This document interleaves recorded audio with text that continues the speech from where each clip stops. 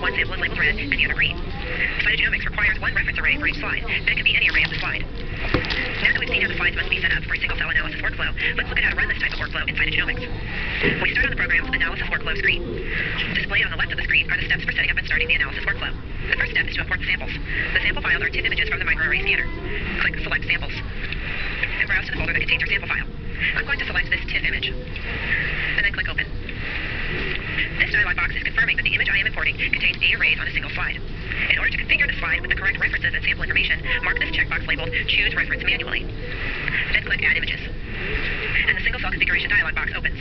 The tools on this dialog box allow you to set the configuration of the references and samples on the arrays of the slide. The left panel lists the TIFF images that were selected for import. I only selected one image, but if you select multiple images, they will all be listed here. For whichever slide is selected in this left panel, the right side of the dialog box shows the configuration. In the top right panel, use the fields and drop-downs to assign the references and samples. On my slide, array 2-4 contains the references. To make the assignment, expand the drop-down for the 2-4 array. The male-female option is for reference arrays in which the male reference is red and the female reference is green.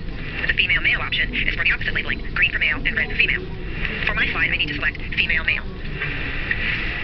The other arrays on my slide each contain 2 experimental samples, one red and one green.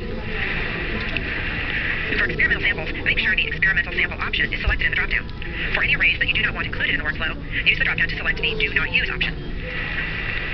For the arrays set to experimental sample, the program automatically assigns sample names, starting with sample 1. You can use the fields below each drop-down to type in your own custom sample names. Use the field on the left for the name of the red sample, and the field on the right for the name of the green sample. After you configure the references and samples for the slide in the top right panel, check the list of workflows in the bottom right panel. These are all the workflows that the program will run based on the current configuration. Note that for each experimental sample array, there are 4 workflows, one for each sample compared to each reference. If you do not want to include any of the workflows in the workflow job, clear the checkbox for that workflow in the Analyze column. When you're happy with the configuration, click Finish. The dialog box closes and the workflows appear in the Import Samples table on the Analysis Workflow screen. Note that the program has assigned the single-cell analysis method to all the workflows. This analysis method comes preloaded with cytogenomics and is the only available analysis method for samples configured using the single-cell configuration dialog box. At this point, click Next to advance to the Describe Sample screen. Here, you can assign attributes to the samples as desired. When finished, click Next again. The Run Analysis screen displays a summary of the workflow job you are about to submit. If desired, you can edit the job name and description. When you're ready, click Run Analysis to start the workflow job. The program automatically takes you to the sample review screen, and your samples are listed in the table. Right now, the workflows are still in progress. The status automatically updates to completed when the sample results are ready to be reviewed. For single-cell analysis workflows, view the results using the single-cell triage window. Once the samples are complete, select all the workflows that you want to analyze together, and click the single-cell triage button at the bottom of the sample review screen.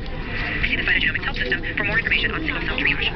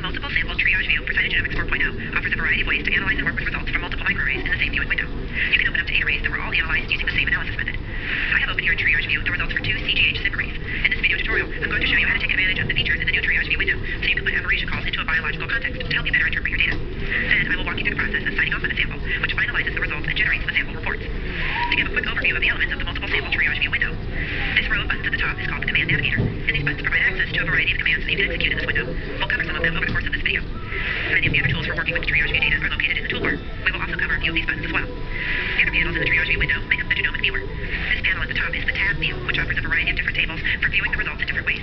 Right now, it's set to the interval table, which displays the aberrations for the currently selected sample. This panel is the genome view, and it provides a quick overview of the log ratio data plots from the selected sample and the locations of aberrations in all samples that are currently open. This panel is the cytoband view, and it indicates the location of the cursor and the genomic interval that is currently displayed in GeneView. This is the gene view here, and it includes separate panes for the CGH log ratio data and the SNP data. The locations of copy number variants are indicated in the CGH pane, and the locations of LOH intervals are indicated in the SNP pane. Aberrations from all of the samples that are currently open in triage view are displayed here. I also want to point out the tabs here, one for each open sample. Right now I have opened the results for 2 samples, and whichever tab is selected is the sample that is currently selected.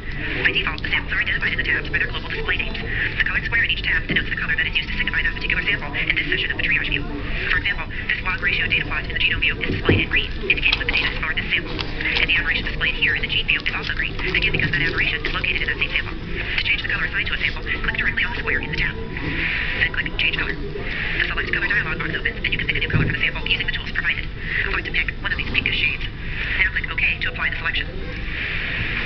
Now that gray color has been replaced with bright pink. And because I assigned a custom color to this particular sample, even after I close the current session of triage view, if I later reopen the same sample, the software will again assign it to this color. Instead of color coding the aberration data by sample, you can switch to color coding by aberration type. To do that, click the icon here in the toolbar, and in this menu that opens, you would click Color by Interval Type. Right now, Color by Sample is selected, and I'm going to leave that selection in place. The last feature that I want to point out before we start discussing data interpretation is the ability to open more samples from within the current triage view session. Right now, I have opened the results for 2 samples, and to open a 3rd sample, I go to Add, the Command Navigator, and click Add Record. The dialog that opens offers a variety of ways to search and browse for samples. You can search for samples that contain an aberration in a specified interval, or in a specified gene of interest. You can search for samples that have a particular attribute. At the bottom of the screen is a table with all of the samples in the database. You can browse the table and select one or more samples using the checkboxes, or you can enter a query to filter the table for particular samples. I already see the sample that I want to open, so I just need to double click it in the table. In the message box, click Yes to continue opening the sample. And you can see that there's now a 3rd sample tab in the window for that newly added sample. And just as easily as you can open additional samples, you can also close them by clicking the X in the sample tab. Click Yes to continue. Now that you've been introduced to the overall interface and how to work with multiple samples, let's get started reviewing the data from these samples. Let's begin by checking out each sample. Checking out a sample allows you to make edits to the results. Only users with the role of scientist or administrator can check out samples. To check out a sample, hover your cursor over the Change Status button and click Check Out. I've now checked out the currently selected sample. Let's select the other sample that we have open in this window and check it out as well. I just click the tab for that sample and repeat the process. Now both samples are checked out to me. One way to understand the biological context of an aberration in your sample is through the use of tracks. In the gene view, you can view the sample results side by side with one or more tracks of your choosing. This enables you to see how the aberrations in your sample align with the track intervals. Cytogenomics comes preloaded with a variety of tracks. To display any preloaded or custom track that is present in the cytogenomics database, just click the Show Hide Tracks icon in the toolbar. And then in the pop-up menu, mark the tracks that you want to display. I'm going to select the CNV track from DGV, which comes preloaded with cytogenomics. And I'm also going to select this track called Aberration Track HG19. This is also a preloaded track, but it's a dynamic track, meaning that new intervals can be added each time a sample is signed off. For this track, the intervals are all of the aberrations from all of the signed off samples for genome build HG19, and I'll show you how it's useful when reviewing sample data. Now let's navigate the genomic viewer to this region here on chromosome 8 that contains 2 aberrations somewhat close to each other. To do that, I'm just going to drag across the region in the genome view using my cursor. And that region that I selected is now displayed in the gene view. Let's go ahead and hide the genome view, because we'll make more room for the gene view. Now we can see that in this region, there's an amplification here and an LOH interval here. I'm going to zoom in a little further now by dragging my cursor directly across the gene view. Let's first look at the amplification. When I hover the cursor over the amplification, I see a tooltip that displays information about it, such as its size, location, and other information. And I can see that the aberration was identified in both of the samples that are currently open. The information displayed in these tooltips is actually customizable from the software's configure setting screen. Now let's compare this amplification to the dynamic aberration track. I'll need to scroll down in the tracks pane until we see that aberration track. Here it is here. And as you can see, there are intervals in this track that line up with the amplification, which means that there are signed off samples in the database that contain aberrations in the same region. Let's now display the track as a frequency plot. To do that, right-click on the track pane and select frequency plot. Let's now hover the cursor over these segments here. The tooltip tells us that 5 out of 6 of the signed off samples contain an amplification in that region. And you can imagine that as you continue to amass more and more signed off samples in your database, this dynamic aberrations track is going to give you quick information about how common any given aberration is among your sample set. Let's now switch back to displaying the track intervals. Right-click on the track pane again and select Expand. Note that these names that appear above the track intervals are the global display names of the samples that contain that aberration. And if you wanted to open the sample results for any of these arrays in the current triage view session, you could do that using the Add command in the Command Navigator, or you could just right-click directly on the interval on the track pane and click the Add Record command. Now let's look at this LOH interval over here, which is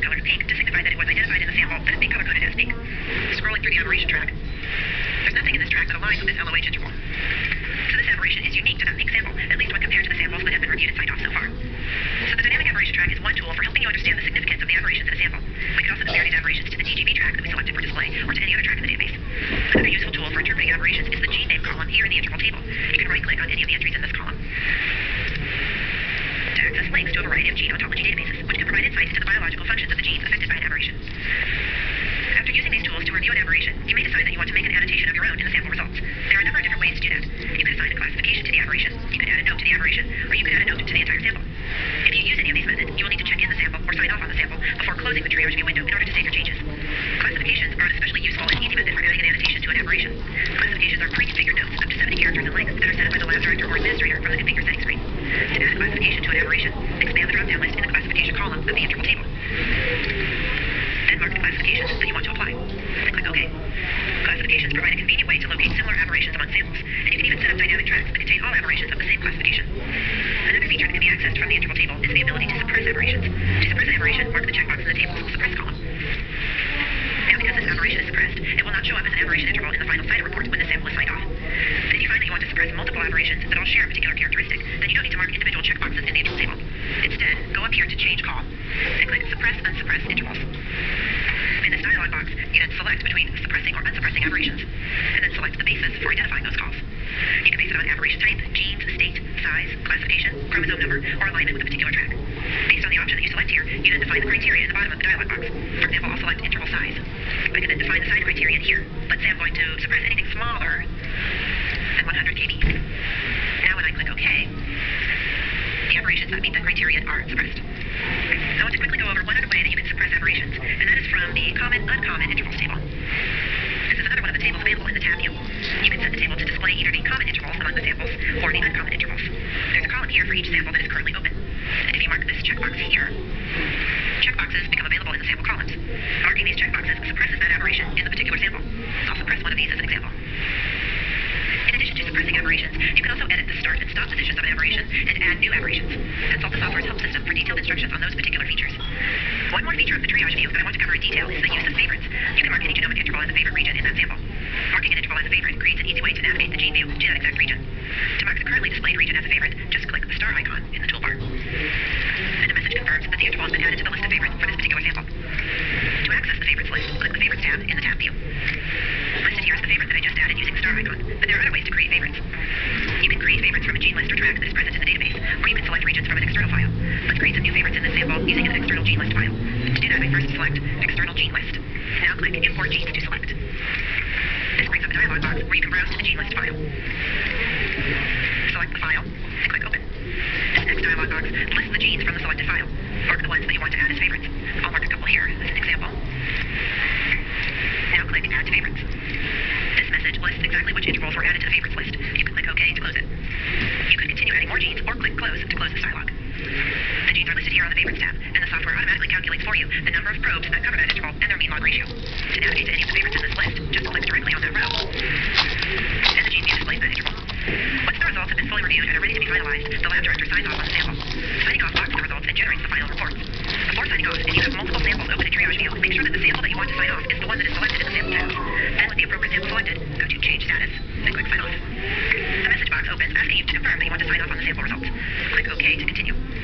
As part of the signing off process, the program generates the reports for the sample results, including the PDF CIDR report. In the Generate Sign Off Reports dialog box, select a template for the CIDR report using a drop-down list, or click Add if you want to configure a new template. In these checkboxes, mark the additional reports you want cytogenomics to generate. If desired, type any final notes into the Sign Off Comments area. Sign off comments are displayed in the CIDR report and can be viewed from the triage view. And finally, if you set up your Cartagene bench account information on the configure settings screen, you can mark this checkbox to have the reports automatically forwarded to that account. When you're ready, click Proceed. The program signs off on the results and generates the reports, which can take a few minutes. This message confirms that the report generation was successful. You can click Yes in this dialog box to open the folder where the reports have been saved. If you click No, you can always access the reports at a later time from the sample review screen. Note that the title bar of the triage view window now shows the status as Reviewed, indicating that the results have been signed off. Importantly, even after you have signed off, you can unlock the results from the Change Status menu, which will put the status of the sample back into checked out mode. Signing off on the sample results is the last step in the cytogenomics sample analysis research workflow. This video has provided a summary of just some of the sample review features available in the cytogenomics multiple sample triage view. See the program's help system for complete information on the features available from within this window.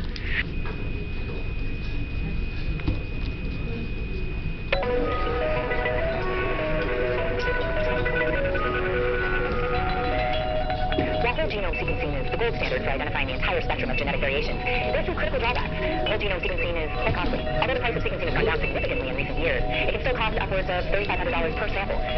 Another drawback is time. The time it takes for analyzing data from whole genome sequencing makes it difficult to use in a high-throughput environment, and you need enormous IT infrastructure resources required to store and analyze all of that data. That's one of the reasons we've begun using Agilent's OneSeq target enrichment technology. Agilent's OneSeq is a comprehensive target enrichment panel that allows for genome-wide copy number, LOH, and targeted mutations in one assay. OneSeq allows you to reduce cost, maximize efficiency, while saving time, and is tailored to your specific needs. By giving cytogeneticists and clinical researchers the tools for the combined detection of copy number variations and single nucleotide polymorphisms, OneSeq makes it possible to rapidly discover disease-associated genes. OneSeq accomplishes this by leveraging Agilent's SureSelect target enrichment platform that allows for the targeted sequencing of specific genomic regions and genes of interest. OneSeq detects genome-wide copy number changes and LOH by using molecular weights that are evenly spaced throughout the genome and higher density weights in ClinGen disease-associated regions. The copy number weights are combined with user-defined weights in exotic regions of interest for SNPs and indels. This ensures the comprehensive all-in-one detection of genome-wide CMVs, copy-neutral LOH plus mutations in one target enrichment capture. The workflow itself is simple. DNA is fragmented and a standard sequencing library is prepared. The DNA library is then mixed with the biotinylated RNA baits. These DNA bait hybrids are then purified using streptavidin-coated magnetic beads. The beads bind to the DNA bait hybrids, and the rest of the unbound DNA is washed away. The DNA library is now ready to be sequenced and analyzed. Using OneSeq technology, you can identify SNPs and indels, copy number variants, and loss of heterozygosity. Depending on your research, OneSeq can be tailored to your specific needs. Researchers can choose between a low or high-resolution backbone that provides copy number information at different resolutions, and then select from one of Agilent's existing research panels, or create a custom panel to add to the backbone. Using Agilent's OneSeq, we can select the targets we're interested in for point mutations and indels, and at the same time, filter the entire genome for CNVs and CNLOH. This has meant that our lab has been able to save both time and money. One assay, one workflow, one simple solution.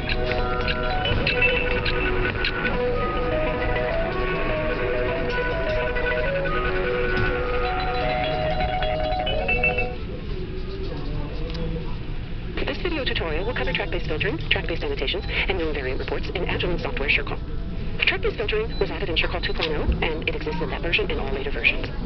Track-based files can be used for limiting the mutation analysis to a subset of a larger panel. Let's say you only wish to analyze data for 96 SNPs, or you only wish to analyze and display data for 12 or 15 or 50 genes. Track-based files can also be used to add one custom annotation column to the mutation table. Track-based regions may be small, they can be single base, or they can be larger regions. You may use different tracks for filtering mutations or annotating mutations, or both.